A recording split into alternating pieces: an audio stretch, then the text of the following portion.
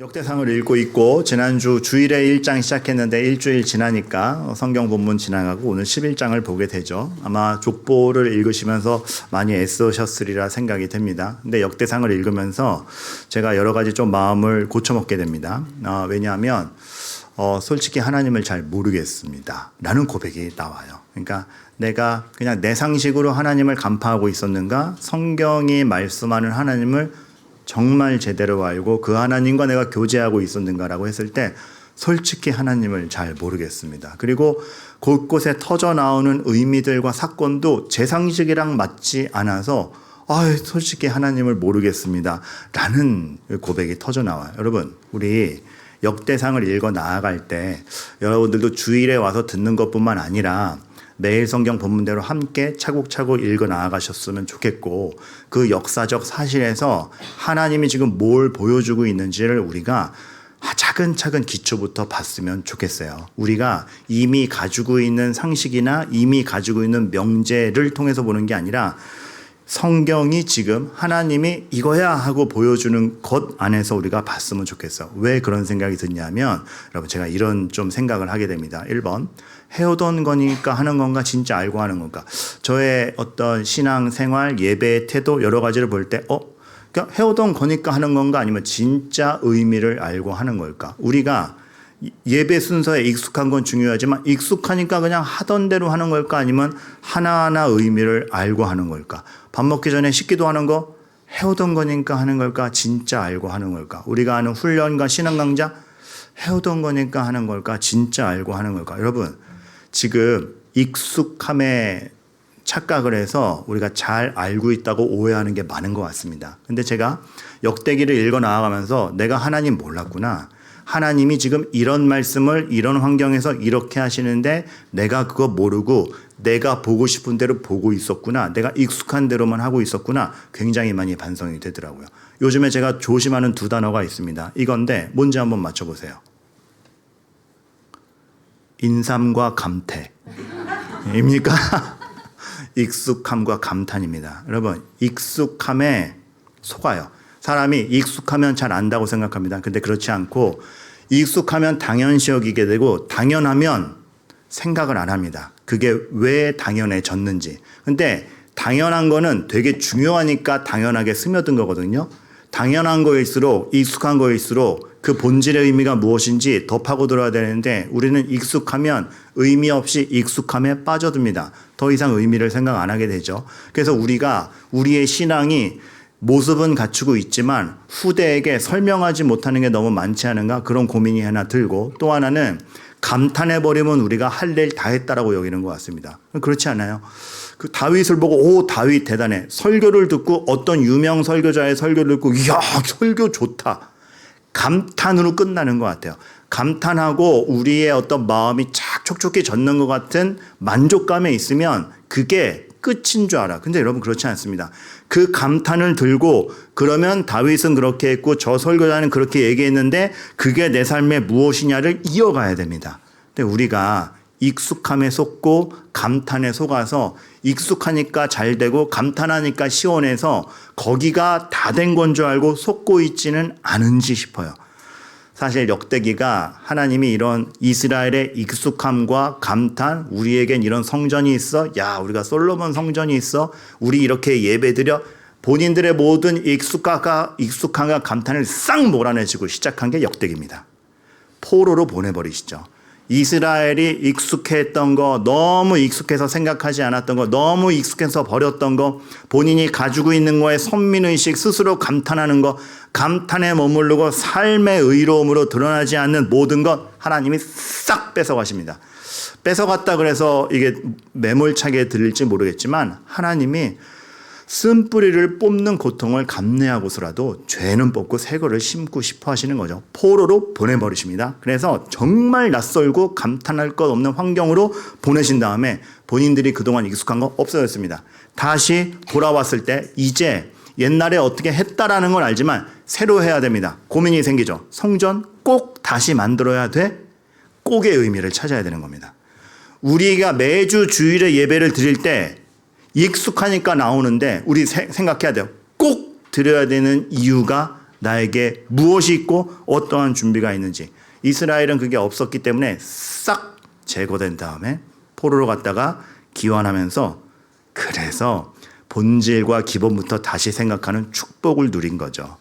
비극이 있은 다음에 새로 시작했다가 아니고 그러한 하나님의 축복이 묻어있는 게 역대기이기 때문에 이 역대기를 읽어가면서 우리도 포로로 귀환한 사람들이 이스라엘의 역사를 읽을 때 그들에게 뭘 가르쳤고 그것이 영적인 의미는 똑같을진데 나에게도 무슨 의미인지를 알아야겠고, 그래서 지난주에 말씀드린 바대로 이 역대기가 족보부터 시작하지만 아담부터 시작하는 그 족보가 너희가 포로로 갔다가 귀환하여 돌아오는 이 모든 역사가 그냥 약소국이 되었다, 남의 나라에 망했다가 아니고 하나님이 태초부터 약속해온 것을 너희를 통하여 어떻게 이루고 계신지를 봐라.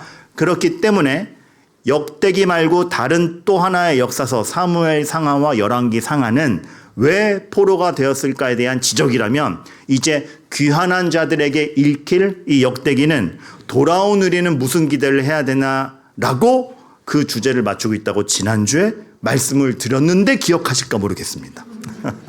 그래, 이런 의미가 있는 거예요. 그래서 우리에게 옛날 이야기가 아니고 이거 하나하나를 보면서 하나님이 주시는 메시지에 도대체 뭘 점검케 하시는가 우리가 되게 겸손히 봐야 됩니다.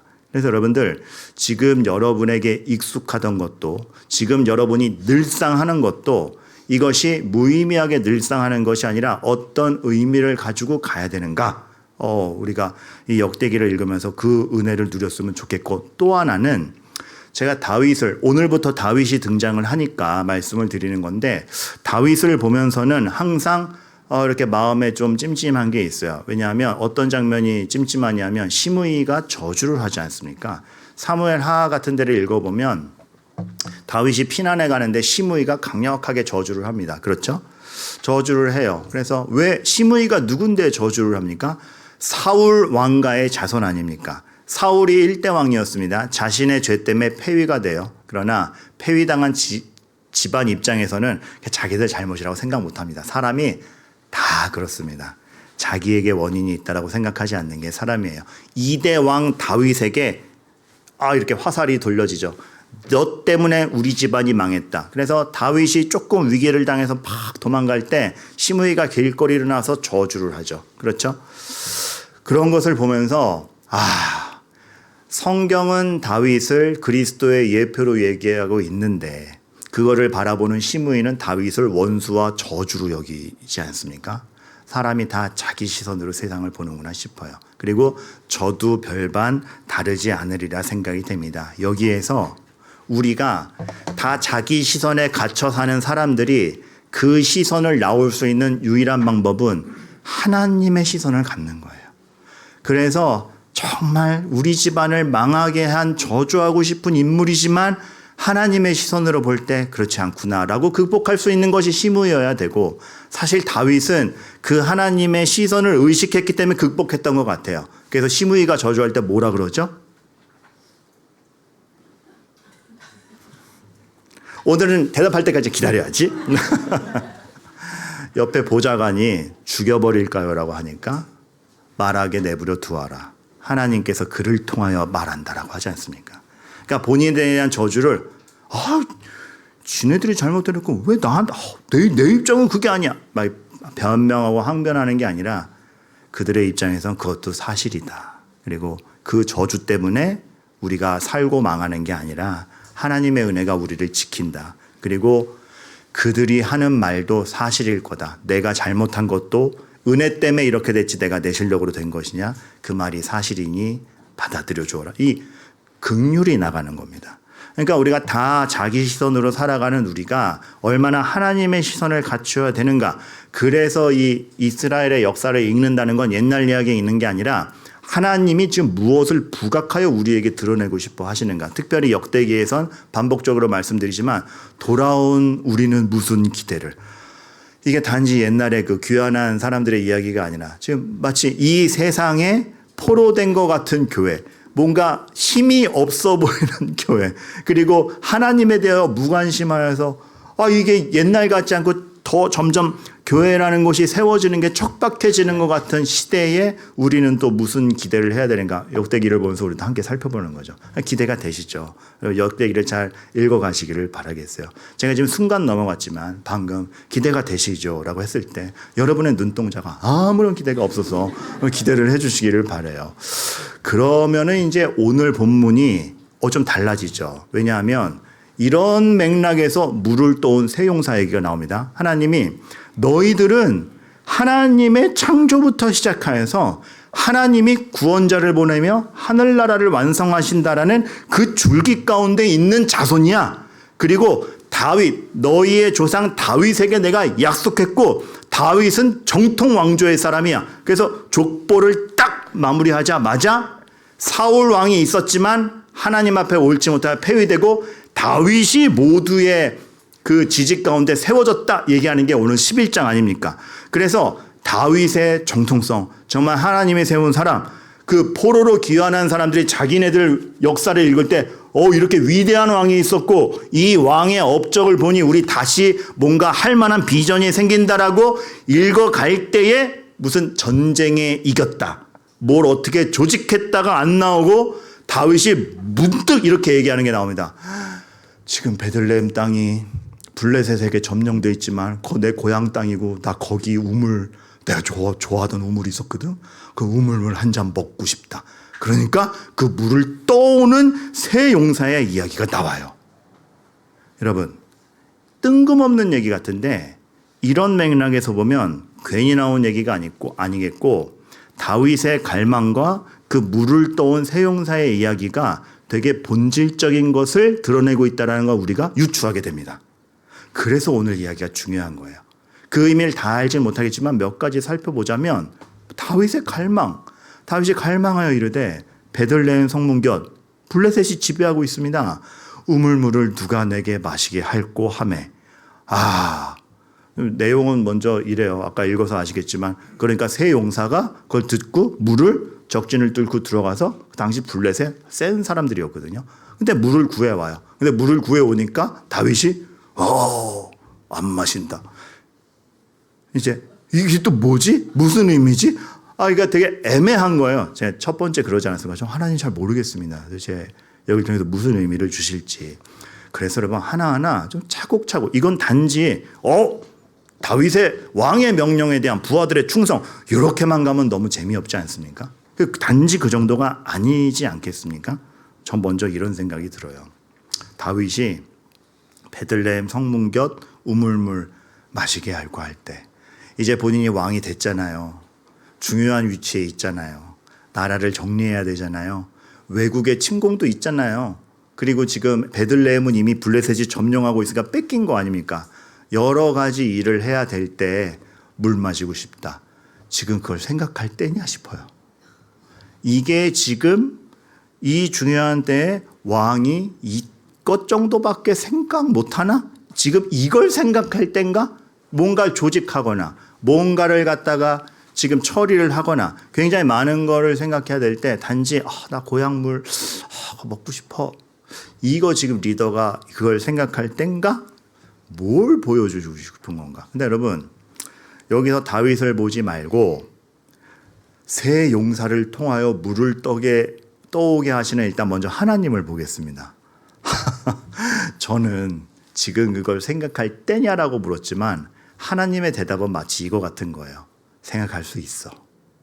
그래서 포로에서 귀환한 사람들이 이 이야기를 읽었을 때 지금 모든 것이 무너졌고 황폐하고 아무것도 없는 가운데 새로운 것들을 세워가야 되는 막막한 그들이 어디까지 기도해야 돼, 뭘 바라야 돼 이런 거 생각해도 되냐라고 할 때 그런 거 생각해도 되는구나. 하나님이 받아주시는구나. 하나님이 그것도 생각하고 간구하는 걸 쪼잔하게 여기지 아니하시고 받아주시는구나. 이거 아는 거죠. 하나님의 마음을 아는 거예요. 탕부 하나님이라는 책이 있습니다. 저는 이 제목 기가 막히게 잘 지은 것 같아요. 팀 켈러 목사님이 탕자 이야기 설교한 책인데 제목이 탕자가 아니고 탕부 하나님이에요. 탕자는 부모의 재산과 자기의 시간을 탕진했죠. 방탕하게 써서 탕진했습니다. 절제 없이 서서 망했습니다. 그런데 그런 탕진하는 아들을 기다려주는 아버지는 아들에 대한 기다림과 아들에 대한 사랑을 얼마든지 탕진합니다. 여러분 그 마음이 이해가 되세요? 아들이 회복되게 하기 위한 기다림과 아들에 대한 사랑을 아낌없이 낭비합니다. 이 정도만 줄 거야가 아니고 올 때까지 기다리고 올 때까지 사랑을 주는, 사랑에 대해서, 우리를 향한 사랑에 대해서 제한과 나는 너희를 위해서는 내 사랑은 낭비할 거야 라고 사람이 돈을 탕진하였어도 사랑을 갖다가 우리에게 주시는 그 하나님의 마음, 탕부 하나님이라는 제목이 이제 끝내주는 것 같아요. 그런데 문득 다윗의 이 중요한 시기에 베들레헴 물이 먹고 싶다라는 그거에 대해서 그 마음을 허용해 주시고 그것을 충족시켜 주시려고 사람을 세우시는 하나님을 볼 때, 포로로 귀환한 사람들이 이 글을 읽었을 때 우리 하나님께 다시 다 구해볼 수 있겠다라는 위로를 얻었을 것 같아요. 그건 우리에게도 마찬가지입니다. 여러분, 하나님이 우리에게 어떤 은혜로 다가오시는지를 봤으면 좋겠어요. 상상에 대한 제한이 큰 시대인 것 같습니다. 이거는 여러분 그런 의미가 아니에요. 여러분 꿈을 가지세요. 비전을 넓게 가지세요. 욕망을 가지세요. 그게 아니고 상상이 죄로, 이 시대로 제한되어 있어서 욕망도 죄가 제한하는 대로 욕망을 가져요. 그러니까 하나님 앞에 올바른 욕망을 갖는 게 아니고 죄로 제한된 욕망을 가져요. 그러니까 되게 크고 넓은데 죄에 대해서 넓은 거죠. 낙심도 정말 하나님께 끊겨서 낙심이 아니라 세상에 요 기준선 못 넘으면 넌 실패자야라는 기준에서 낙심을 해요. 그러니까 우리의 상상이 죄와 세상에 굉장히 제한이 되어 있습니다. 여기에 머무르지 않고 하나님이 우리를 위하여 무엇 하시고 하나님이 우리에게 제공하시는 것이 무엇인지, 성공과 실패의 기준마저도 세상이 제시해 놓은 것대로 판단해버리는 우리가 그걸 넘어서야 되지 않겠는지. 대학 거기까지밖에 못 갔어라는 말을 쉽게 하는, 그게 도대체 무슨 의미예요? 대학을 그 정도밖에 못 갔어라는 거에 다 들어있잖아요. 그 정도 명문대가 아닌 그 정도 대학 나오면 갈 수 있는 회사 뻔하고 연봉이 뻔하고 그 돈으로 누릴 수 있는 삶이 뻔하고. 하나님이 없어요. 하나님이 부한돼 있으나 비천한데 있으나 하나님의 일을 하시는 하나님에 대한 상상이 없고, 세상에 가두어 놓은 것에 성장판 다 쳤대. 애 인생 끝납니까? 그럼 저는요? 상상이 너무 제한되어 있어요. 우열의 관계라든지 상상이, 모든 것이 세상이 주는 가치에 어느덧 우리가 너무나 제한되어 있습니다. 여러분 일전에도 한번 소개했는데 테크노폴리랑 죽도록 즐기기라는 책에서 중요한 개념이니까 80년대 중요한 미디어 학자였던 닐 포스트만이 똑같은 얘기를 두 번 합니다. 문화는 메타포다. 무슨 얘기냐면 문화와 도구가 그냥 문화는 향유하는 것 같고 도구는 쓰는 것 같지만 그게 우리 삶의 의미가 되고 우리 삶을 해석해버리고 우리를 만들어버린다. 예를 들어서 지금 인터넷의 시대고 핸드폰의 시대잖아요. 본인이 원하는 걸 클릭할 수 있는 시대잖아요. 우리는 그 도구를 활용하는 것 같지만 클릭하는 대로 되지 않는 것을 견디지 못하는 얄팍함으로 우리가 어느새 끌려가고 있습니다.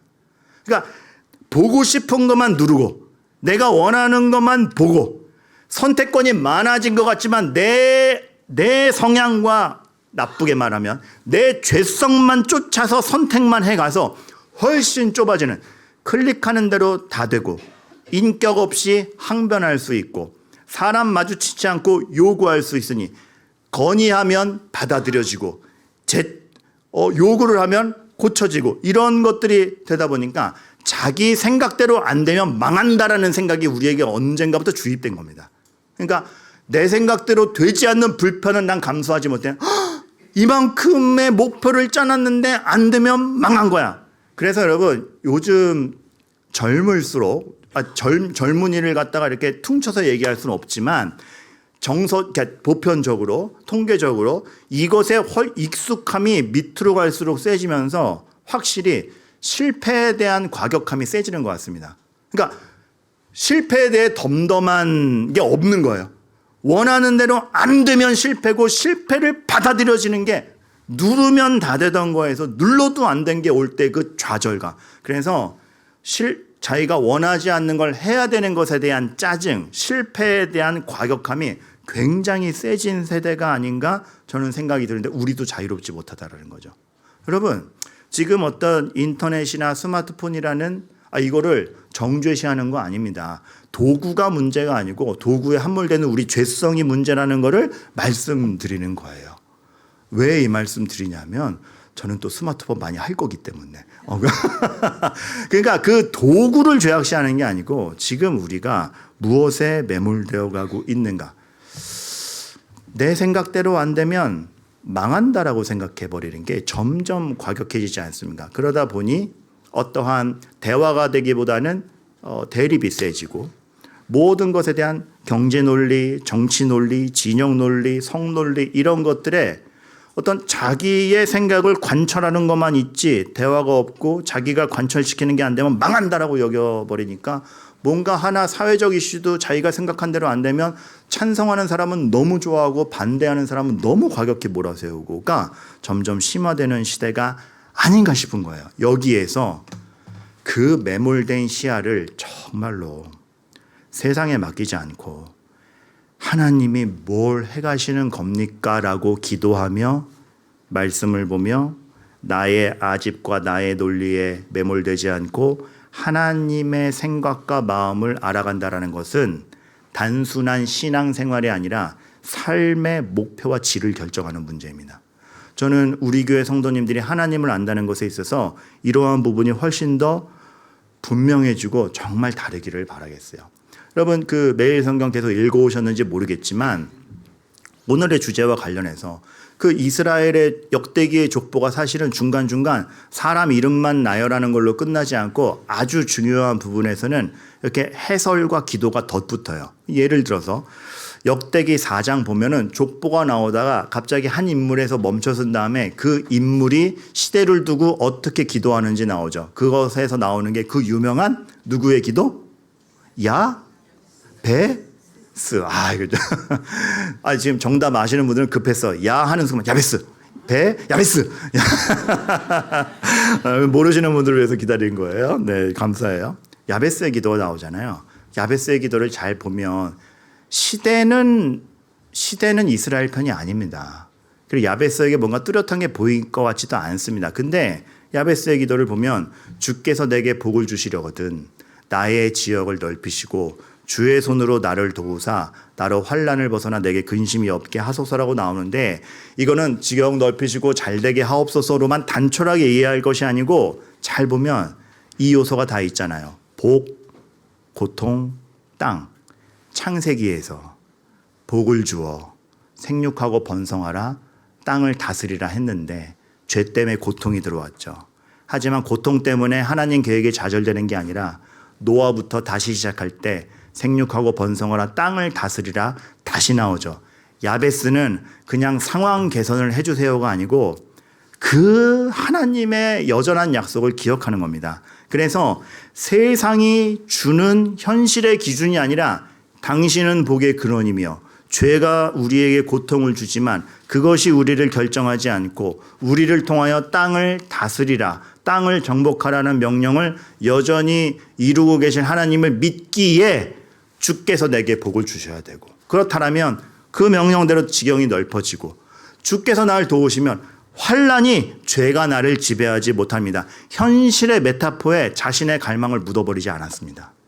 우리가 이럴 수 있냐라는 거죠. 근데 우리는 현실의 메타포에 갈망을 묻어버리잖아요. 그래서 그거 안 됐어? 끝이다. 여러분 절망하는 순간에 그 절망이 여러분의 절망을 얕보는 것이 아니라 그 절망이 혹시 너무 현실의 메타포를 세게 보셔서 하나님을 붙드는 소망까지 묻어버린 건 아닌지 우리가 살펴봐야 됩니다. 현실이 안 힘들고 하나님께 기도하면 다 잘 풀린다는 얘기하는 게 아니라 우리에게 무엇이 우선적으로 여겨지고 있는가.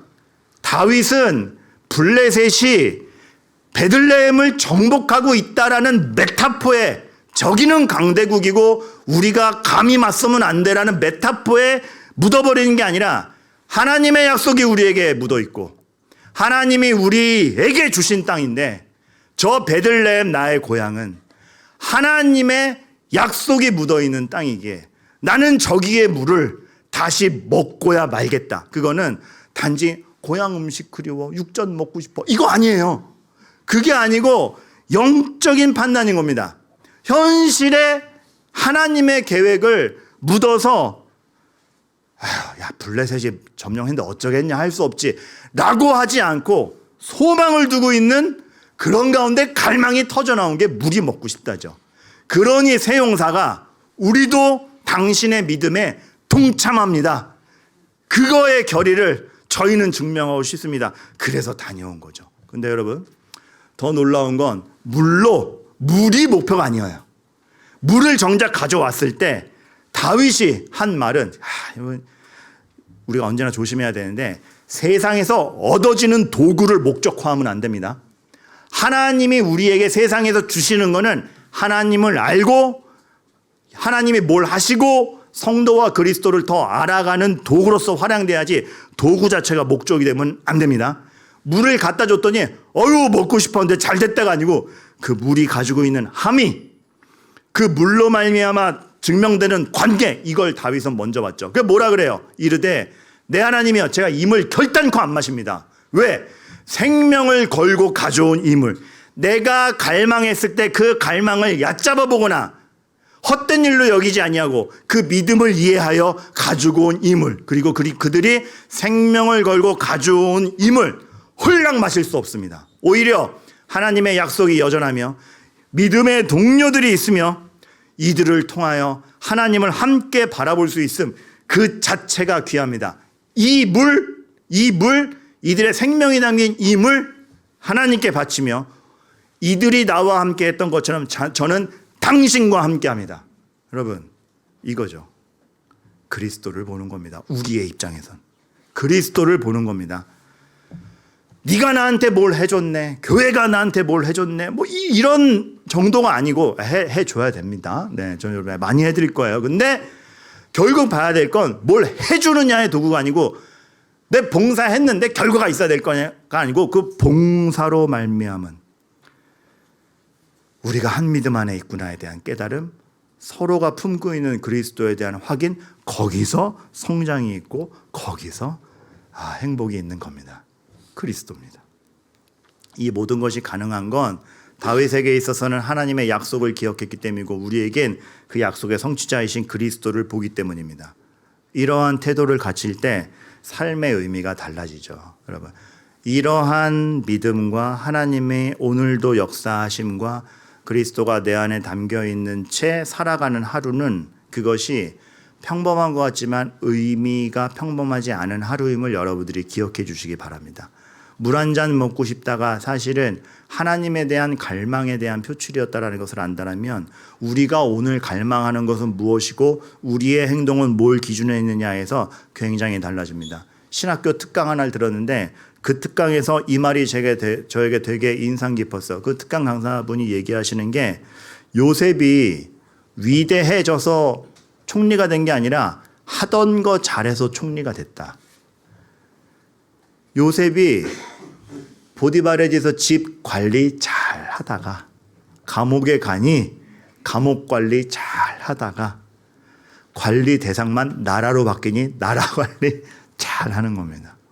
다윗이 늑대와 싸워가며 양을 지키던 자이니 양을 백성으로 바꾸어 버리니까 목숨 걸고 백성 지키는 선왕이 되는 겁니다. 여러분이 지금 그리스도 안에서 정말 하나님의 것을 갈망하며 오늘 하루를 성실을 할 때에, 여러분이 세상 기준으로는 지금보다 못한 걸 담당할지라도 거기에는 영광이 있고, 보디발의 집에서 감옥으로 가도 형통함이 있었던 것처럼, 그리고 큰 게 맡겨져도 오만함으로 망하지 않고 그것을 잘 관리할 수 있는 사람들이 되는 겁니다. 그 모든 것을 통하여서 여러분들은 하나님을 알아가게 될 것이고 하나님 앞에서 부요해질 것이라는 걸 아시기를 바라겠어요. 코비 브라이언트, 너무 젊은 나이에 요절을 해서 안타깝지만 그가 보여준 선수로서의 그 전문성은 정말로 이렇게까지 훈련하고 이렇게까지 절제가 있었으니 인류 선수로 있다가 은퇴했구나, 그것이 보여지는데, 근데 코비 브라이언트가 정말 연습 벌레였고 체육관에 하루 종일 있던 사람이에요. 근데 가끔씩 도서관에서 책 읽는 게 발견됐다고 합니다. 그 모습이 낯설어서 팬들이 물었대요. 브라이언트 왜 책을 읽어요? 브라이언트가 이렇게 얘기했대요. 책을 읽어서 내가 좀 더 나은 사람이 되면 농구 코트에서 동료들을 대하고 상대팀 동료를 대하는 태도가 더 나아질 거니까. 더 나은 농구 선수가 될 거니까 책을 읽어. 모든 초점이 농구로 가 있는 거예요. 책을 읽어도 먹어도 잠을 자도 더 좋은 농구 선수가 되기 위하여. 더 좋은 농구 선수가 되기 위하여. 부상을 당해도 재활을 해도 더 좋은 농구 선수가 되기 위하여. 이 재활 과정을 통해서 후배에게 조언할 수 있는 좋은 선배가 되기 위하여. 모든 게 그랬어요. 저는 요즘 설교 준비하면서 그런 생각이 듭니다. 아무 고민이 없어야 좀 집중해서 책을 읽지, 이게 아니고 고민이나 예기치 못한 일들이 왔을 때 교회를 위하여 주는 고민이다. 이 고민이 이 말씀으로 풀릴 것이며 성도들에게 말씀은 우리 삶의 진짜다를 표현하는데 이 고민이 쓰일 것이다. 이 고통이 누군가 우리 성도님의 삶의 한 장이라도 더 헤아릴 수 있는 것으로 쓰일 것이다. 모든 게 그리스도를 위하여 교회를 위하여 쓰인다라고 생각하면 여러분들 정말 바울의 마음이 됩니다. 비천에 처하나 풍부에 처하나 그리스도 예수 안에서 내가 모든 것을 할 수 있느니라. 그러면서 이 세상에 상상력이 묶여있지 않고 하나님이 주시는 상상력에 다 나의 삶을 걸게 돼요. 그때 남들이 하지 않는 갈망을 하게 되는 거죠. 블레셋 점령하고 있는 베들레헴에 저 물이 먹고 싶다. 사람들은 얘기하겠죠. 블레셋이 지금 점령했잖아요. 그거 못 들어가요. 상상력을 세상에 묶어두지 않고 하나님이 무엇을 해가시는가에서 갈망하고 판단하며 오늘 할 일을 하는 것입니다. 그때 일어나는 부요함과 하나님이 여러분의 모든 것을 통하여서 하나님을 알아가게 하심이 저는 분명히 클 거라 확신합니다. 여러분에게 그러한 그리스도의 의미가 하나님의 시선이 하나님의 마음이 가득가득 차게 되기를 주님의 이름으로 축원합니다.